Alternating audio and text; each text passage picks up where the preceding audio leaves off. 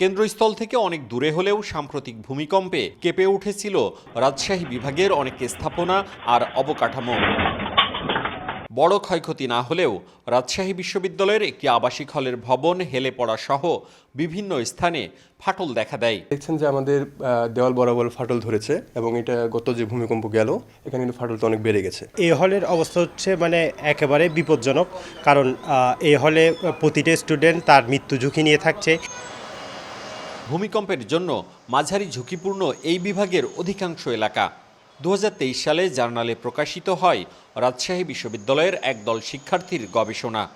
এতে উঠে আসে 1950 সালের পরে 0 পয়েন্ট থেকে 100 কিলোমিটার ব্যাসের মধ্যে ভূমিকম্প হয়েছে 5টি, যার বেশিরভাগই অনুভূত হয়েছে শেষ 10 বছরে।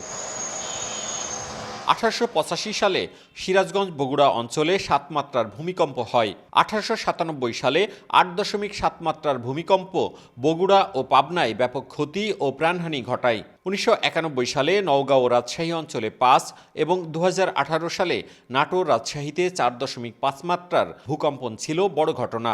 2022 সালে সিরাজগঞ্জে 4.8 মাত্রার ভূমিকম্প আঘাত হানে। সবশেষ 2023 সালে কেঁপে ওঠে রাজশাহী। এসব ভূমিকম্পের পরম্পরা বিশ্লেষণ করে গবেষকরা জানান, টেকটনিক প্লেটের সংযোগস্থলে বহু বছর ধরে বিপুল শক্তি সঞ্চিত রয়েছে।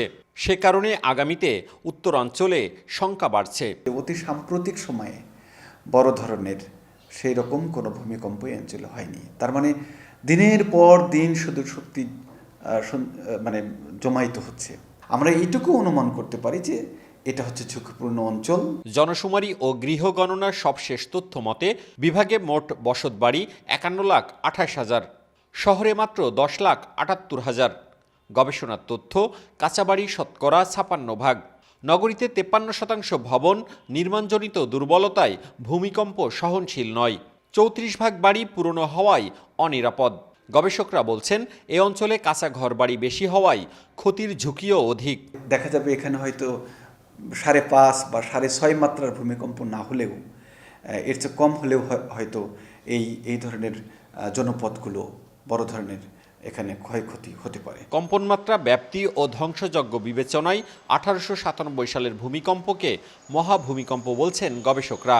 ওই সময় এই বিভাগে বহু কাঁচা ঘরবাড়ি ভেঙে প্রাণহানি বাড়িয়েছিল।